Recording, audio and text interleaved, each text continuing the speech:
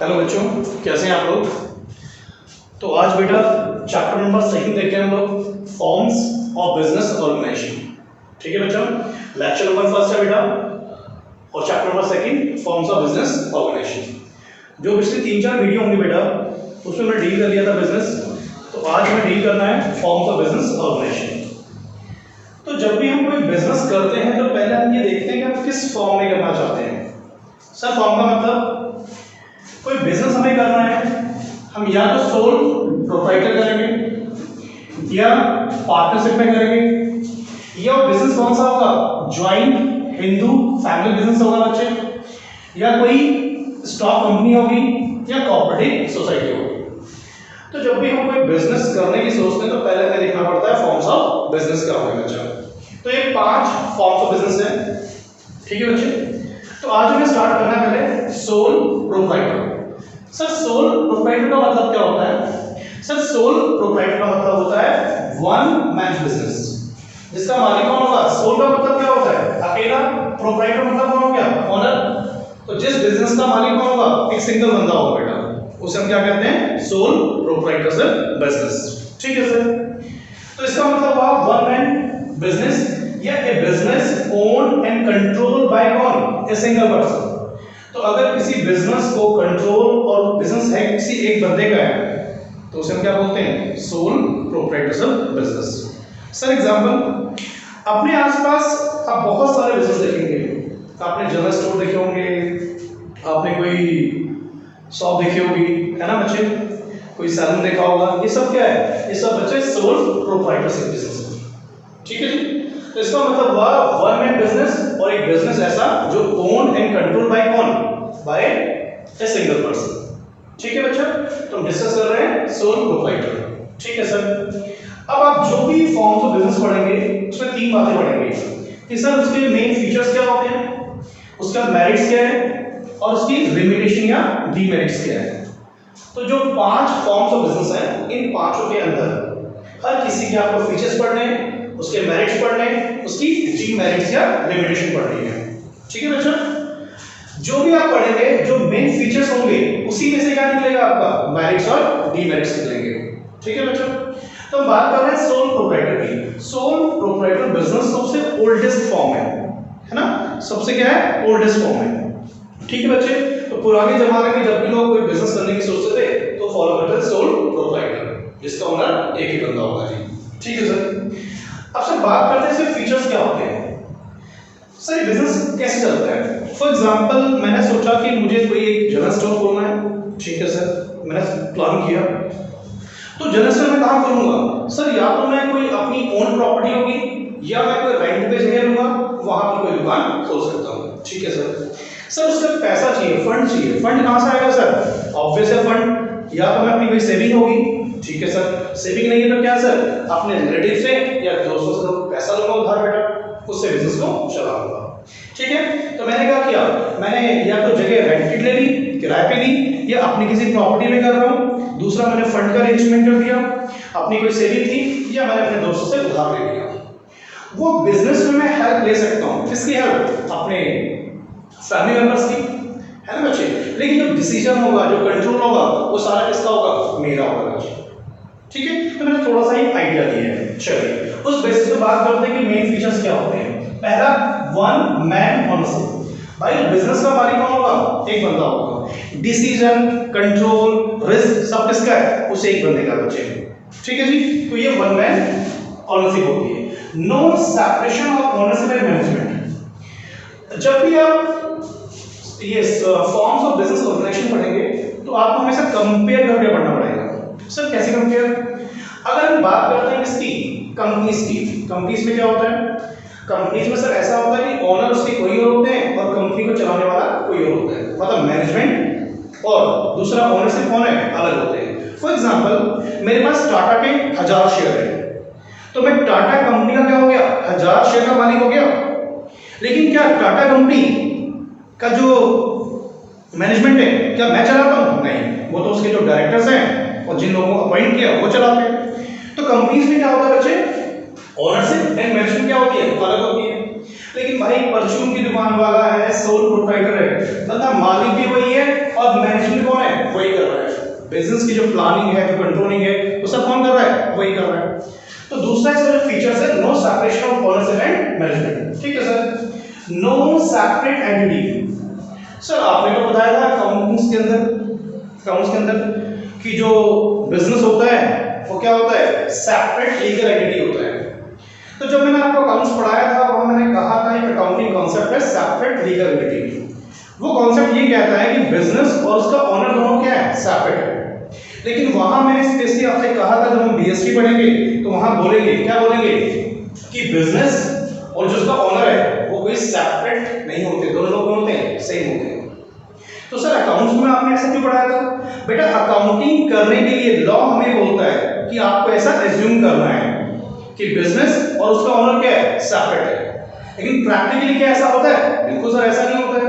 तो इसीलिए no separate entity, जो बिजनेस होगा और जो बिजनेस का ओनर है वो दोनों लोग कौन है? एक ही बेटा। तो अगर ओनर ने कोई लोन लिया है तो हम कहेंगे कि बिजनेस ने लोन लिया है। समझ पा रहे हैं? तो यहां पर कोई सेपरेट एंट्री नहीं होती है। ठीक है बच्चा, अगर बिजनेस के बिहाफ पे ओनर कोई एग्रीमेंट कर रहा है तो उसके लिए दोनों क्या होंगे? एक ही बंदा है, दोनों लायबल होंगे बच्चे। ठीक है, चलिए ऑल प्रॉफिट टू किसको बेटा? प्रोप्राइटर को। तो जो भी प्रॉफिट या नुकसान होगा वो सारा किसको मिलेगा? प्रोप्राइटर्स को। क्यों? कैपिटल किसने लगाई? उसने लगाई बेटा। रिस्क किसका है? उसी का बच्चे। इंडिविजुअल रिस्क बता दिया ना आपको। बिजनेस में जो भी रिस्क होगा भैया, जब प्रॉफिट कमाओगे तो प्रॉफिट के साथ क्या होगा? रिस्क भी होगा। तो रिस्क किसका होगा? वही उस अकेले बंदे का होगा, उस सोल प्रोप्राइटर का होगा बेटा। तो इंडिविजुअल रिस्क होता है। अगर हम कंपेयर करें इन पॉइंट्स को सर, ऑल प्रॉफिट्स की बात करें, इंडिविजुअल्स की बात करें, पार्टनरशिप फॉर्म में बदल जाता है, कंपनीज में बदल जाता है। अगर मैं कोई पार्टनरशिप बिजनेस कर रहा हूं तो वहां पर क्या होगा? क्या सारा प्रॉफिट मुझे मिलेगा? नहीं, पार्टनर्स में डिस्ट्रीब्यूट होगा। जो रिस्क होगा वो क्या होगा? सब में बट जाएगा। अगर हम कंपनीज की बात करें तो वहां भी क्या होता है? सारा रिस्क क्या होगा? डिस्ट्रीब्यूट होगा, जो जो कंपनी के ओनर होंगे। प्रॉफिट भी क्या होगा? जिन लोगों के पास जितनी जितनी होल्डिंग है उनको डिस्ट्रीब्यूट हो जाएगी। तो समझ पा रहे हैं? जब भी आप फीचर्स पढ़ रहे हैं, मेरिट्स पढ़ रहे हैं, तो वो कंपेयर करना पड़ेगा दूसरे फॉर्म्स ऑफ बिजनेस से। ठीक है, अगर हम बात करें नो सेपरेट एंटिटी, जब कंपनी की बात करेंगे तो कंपनी के अंदर क्या होता है? सेपरेट होता है, सेपरेट एंटिटी होती है। मतलब सर कंपनी अलग होती है, उसके ओनर अलग होते हैं। मान लीजिए एक रिक्शे वाले के पास टाटा कंपनी के 10 शेयर है। ठीक है सर, 1000 रुपए का शेयर है और 10 शेयर है, तो जरा बताओ उसका रिस्क कितना हुआ?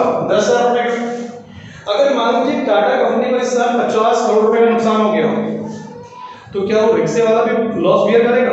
वो लॉस बियर करेगा, लेकिन कितना? जितना उसका क्या बेटा? होल्डिंग है, जितने रुपए के उस कंपनी में उसके शेयर्स है। तो वही बात मैं बता रहा था, सोल प्रोप्राइटरशिप में ना तो सेपरेट एंटिटी होती है, प्रॉफिट सारा एक ही बंदे को मिलेगा, तो रिस्क भी क्या होगा? एक ही का होगा। Unlimited liabilities. Sir unlimited liabilities का मतलब क्या होता है? मेरा बिजनेस चल रहा है, ठीक है सर, बिजनेस के अंदर क्या हुआ जी? मैंने 50 लाख रुपए का लोन लिया और 50 लाख रुपए का लोन लिया बैंक से बिजनेस के लिए, और बिजनेस बंद हो गया, नुकसान हो गया। तो बैंक वालों ने क्या किया? मेरी जितनी भी एसेट्स थी वो सब लेके चले गए, ये उनको बेच दिया। तो कितने पैसे रिकवर कर पाए? 40 लाख रुपए। सर 10 लाख बचे।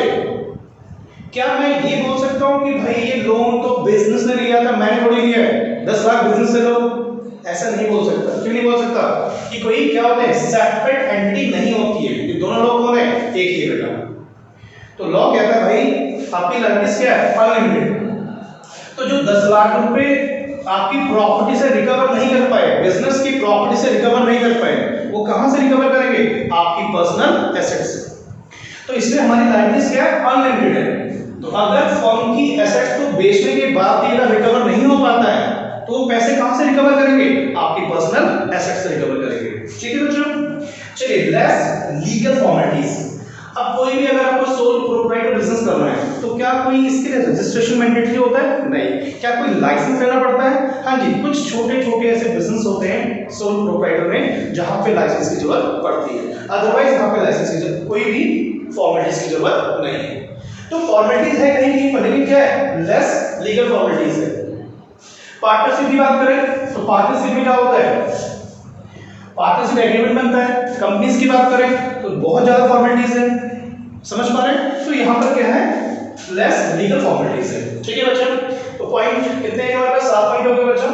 तो आप देख सकते हैं हमारे मेन फीचर्स है। तो जो मेरिट्स और डीमेरिट्स होता है इनसे बनता है बेटा। जैसे बात करते हैं इजी फॉर्मेशन, तो अगर कोई भी आपको प्रोप्राइटरशिप बिजनेस करना है तो बहुत इजी है। फॉर एग्जांपल मुझे कोई परचून की दुकान खोलनी है, मुझे किसी की ट्रेडिंग करनी है, तो कुछ नहीं करना यार, एक शॉप किराए पे लोगे, एक बोर्ड लगाओगे, स्टार्ट करो बिजनेस। उसके लिए मुझे कोई रजिस्ट्रेशन, कोई लाइसेंस की जरूरत नहीं है, अगर उस बिजनेस में रिक्वायरमेंट नहीं है तो। हाँ जी, इजी फॉर्मेशन हो गया बेटा। डायरेक्ट मोटिवेशन, डायरेक्ट इंसेंटिव बोलो, डायरेक्ट मोटिवेशन बोलो, इसका मतलब क्या है?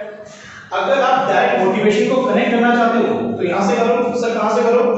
All profit to proprietor. तो जब सारा प्रॉफिट किसका है? प्रोप्राइटर का है। सारा नुकसान किसका है? प्रोप्राइटर का है। तो जब मैं ज्यादा काम करूंगा तो ज्यादा प्रॉफिट कमा रहा हूं, और सारा पैसे किसे मिल रहा है? मुझे मिल रहा है। तो कहीं ना कहीं मेरे पास क्या है? डायरेक्ट इंसेंटिव मिल रहा है, या डायरेक्ट क्या मिल रही है? मोटिवेशन, कि यार मैं जितने ज्यादा अच्छे से बिजनेस चलाऊंगा उतना मेरा प्रॉफिट बढ़ेगा। लेकिन अगर यही पार्टनरशिप बिजनेस होता, 3 पार्टनर है, 2 पार्टनर बहुत अच्छे से काम कर रहे हैं, एक पार्टनर अच्छे से काम नहीं कर रहा है, तो क्या होगा? जो 2 पार्टनर बहुत मेहनत कर रहे हैं, कहीं ना कहीं उनकी मोटिवेशन क्या होगी? कम होगी, कि यार काम तो हम कर रहे हैं, प्रॉफिट इसको मिलेगा। तो वहां पे लेस इंसेंटिव या लेस मोटिवेशन होती है बेटा। तो यहाँ पर हमेशा डायरेक्ट मोटिवेशन होगा। क्यों? प्रॉफिट जो होगा किसका है? सारा आपका है जी। ठीक है sir. Full control, full control क्या है बेटा? क्यों है? वन मैन ओनरशिप है। आप किसी से बात कर सकते हैं, पूछ सकते हैं, है ना, एडवाइस ले सकते हैं, लेकिन फाइनल जो डिसीजन होगा वो किसका होगा? सोल प्रोप्राइटर का होगा। तो उसके बच्चे यहाँ पर क्या होता है? फुल कंट्रोल होता है। क्विक डिसीजन का मतलब क्या होता है? Quick decision. अब मान लीजिए अगर कोई पार्टनरशिप बिजनेस कर रहे हैं, ठीक है, आप 5 पार्टनर हैं, और मार्केट में अचानक कोई चेंज आ गया, अपने अपने बिजनेस में कोई मोटिवेशन करना है, मॉडिफिकेशन करना है बिजनेस के अंदर, या आपने कोई प्रोडक्ट जो आप बेच रहे हैं उसको चेंज करके कुछ और बेचना है, ठीक है, तो इन सब के लिए क्या करना पड़ेगा? पार्टनर्स को आपस में बात करनी पड़ेगी, है ना। तो हो सकता है कुछ पार्टनर्स एग्री हो, कुछ पार्टनर्स एग्री ना हो। तो ये जो डिसीजन है इसको लेने में क्या लगेगा? टाइम लगेगा। अगर हम कंपनीज की बात करें, है ना, तो कंपनीज अगर कुछ चेंज करना चाहती है तो उसके लिए जो भी उसके ऑनर है, शेयर होल्डर है, उससे बात करनी पड़ेगी। लेकिन बच्चा यहाँ पर सोल प्रोप्राइटर ने क्विक डिसीजन, अगर मुझे लगता है यार इस जो मैं काम कर रहा हूँ उसमें प्रॉफिट नहीं है, बिजनेस बंद कर दो यार जो मैं प्रोडक्ट लाइन बेच रहा हूँ ये मार्केट में डिमांड कम हो रही है, इसको चेंज करो, चेंज कर सकते हो। तो क्या किससे पूछना पड़ेगा आपको? नहीं। तो जब किसी से पूछना ही नहीं है तो क्या होगा? डिसीजन क्या होंगे? फास्ट होंगे बच्चा। फ्लेक्सिबिलिटी इन ऑपरेशन, जो बिजनेस आप कर रहे हो उसकी ऑपरेशन फ्लेक्सिबिलिटी है, आप अपने हिसाब से चेंजेस कर सकते हो, अपने हिसाब से चेंजेस कर सकते हो। अगर हम कंपनीज की बात करें, अगर हम पार्टनर्स की बात करें तो वहां पर इतनी फ्लेक्सिबिलिटी नहीं होती बच्चा। हाँ जी, सीक्रेसी का मतलब क्या होगा? जो भी बिजनेस से जुड़े हुए सीक्रेट इंफॉर्मेशन है वो किसके पास है? सोल प्रोप्राइटर के पास है। तो क्या वो इंफॉर्मेशन बाहर जा पाएगी? बिल्कुल नहीं जा पाएगी सर। तो जो भी इंफॉर्मेशन क्या रहती है? सीक्रेट रहती है आपके पास। अगर यही क्या है? पार्टनरशिप बिजनेस है, 10 पार्टनर है, तो वो इंफॉर्मेशन 10 लोगों के पास होगी, तो ऑब्वियसली वो आगे डिस्क्लोज हो सकती है। कंपनीज की बात करें आगे डिस्क्लोज हो सकती है।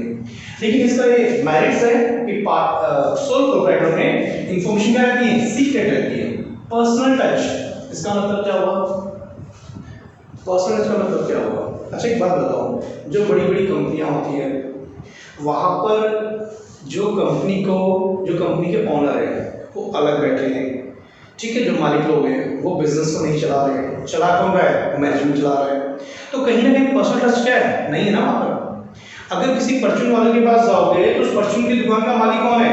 वही बंदा जो चला रहा है, और उसको मैनेज भी कौन कर रहा है? वही कर रहा है। तो कहीं ना कहीं क्या है? पर्सनल टच है बेटा। लेकिन यही चीज किसी पार्टनरशिप बिजनेस में, किसी कंपनीज में नहीं होती है। और इसी पर्सनल टच की वजह से क्या होता है? डायरेक्ट इंसेंटिव भी मिलता है और डायरेक्ट मोटिवेशन भी मिलता है। ठीक है बच्चों, डिजिटलाइजेशन इजी। अगर आप कल चाहते हैं कि आपको बिजनेस बंद करना है तो कोई दिक्कत नहीं है, आराम से बंद कर सकते हैं। लेकिन अगर यही कंपनीज है तो पहले कोर्ट के पास जाना पड़ेगा। अगर पार्टनरशिप फॉर्म है तो इनको भी पहले कोर्ट के पास जाना पड़ता है। लेकिन किनको? सोल प्रोप्राइटर्स को ऐसी कोई प्रॉब्लम नहीं है। अगर आपने अपना बिजनेस बंद करना है तो आप बंद कर सकते हैं, कोई इशू नहीं। तो क्या हुआ, फॉर्मेशन भी इजी है और इसका डिसोल्यूशन भी क्या है, दोनों ही आसान है। ठीक है बच्चा, तो ये हो गए इसके मेरिट्स। चलिए बात करते हैं कमियां क्या क्या बेटा। पहला, लिमिटेड रिसोर्सेज। सारा पैसा कौन लगा रहा है, एक सिंगल बंदा लगा रहा है। पैसा कहां से लाएगा, अपनी सेविंग से लाएगा। किससे लेगा, दोस्तों से ले सकता है। किससे लेगा, रिलेटिव से ले पाएगा। तो भैया रिसोर्सेज क्या होंगे, लिमिटेड होंगे। अगर यही पार्टनरशिप होती और 6 लोग काम कर रहे होते तो क्या होता, फंड ज्यादा होता। अगर यही कंपनी होती और एक कंपनी में 1000 लोगों ने पैसा लगा रखे हैं तो रिसोर्सेज क्या होते, ज्यादा होते। तो एक सीरियस लिमिटेशन है किसकी, सोल प्रोप्राइटर्स ऑफ बिजनेस की, कि यहां पर हमेशा रिसोर्सेज क्या होते हैं, कम होते हैं। तो इसीलिए आपने देखा होगा जो सोल प्रोप्राइटर बिजनेस होते हैं वो बहुत लंबे टाइम तक नहीं चलते बेटा, ठीक है, और उनकी बहुत सारी ब्रांचेस नहीं होती है। चलिए, लिमिटेड मैनेजमेंट कैपेबिलिटीज, इसका मतलब क्या हुआ बच्चा। अच्छा, बड़ी बड़ी कंपनीज में आप देखते होंगे, है ना, बड़ी बड़ी कंपनीज में क्या होता है, लाखों करोड़ रुपए देके कंपनी क्या करती है, मैनेजमेंट, बिजनेस को मैनेज करने के लिए मैनेजर हायर करती है, और वो मैनेजर क्या करते हैं, कंपनी को चलाते हैं। लेकिन सोल प्रोप्राइटर में क्या होगा, कंपनी की प्लानिंग मैं ही कर रहा हूँ, कंट्रोलिंग मैं ही कर रहा हूँ, डिसीजन मेकिंग मैं ही कर रहा हूँ, है ना। तो एक बात बताओ, बिजनेस में पैसा मैं लेके आ रहा हूँ, दुकान पे मैं ही बैठा हूँ, तो क्या एक बंदा सारे काम कर सकता है यार? क्या एक बंदा, लिखा है लिमिटेड मैनेजमेंट कैपेबिलिटीज, है ना। तो कहीं ना कहीं अगर एक सिंगल बंदा बिजनेस चला रहा है तो कहीं ना कहीं वहां पर क्या होंगी, लेस मैनेजमेंट कैपेबिलिटीज होंगी। ठीक है बच्चा। नॉट सुटेबल फॉर क्या, लॉन्ग स्केल ऑपरेशन, जो लंबे स्केल ऑपरेशन होते हैं लॉन्ग, उनके लिए ये सही नहीं है। कौन, सोल प्रोप्राइटर। क्यों नहीं है सर, रिसोर्सेज की प्रॉब्लम होती है बेटा, है ना, फंड कम होता है। ठीक है सर। अनलिमिटेड लाइबिलिटीज, इसका मतलब क्या होता है, मैंने यहां पढ़ा हुआ, अनलिमिटेड लाइबिलिटीज का मतलब क्या होता है, ये इसकी कमी है। कमी क्यों है, कल अगर बिजनेस डूबेगा और बिजनेस की एसेट से पैसा रिकवर नहीं हो पाया तो आपको अपनी पर्सनल एसेट्स को बेचना पड़ेगा। ठीक है बच्चों।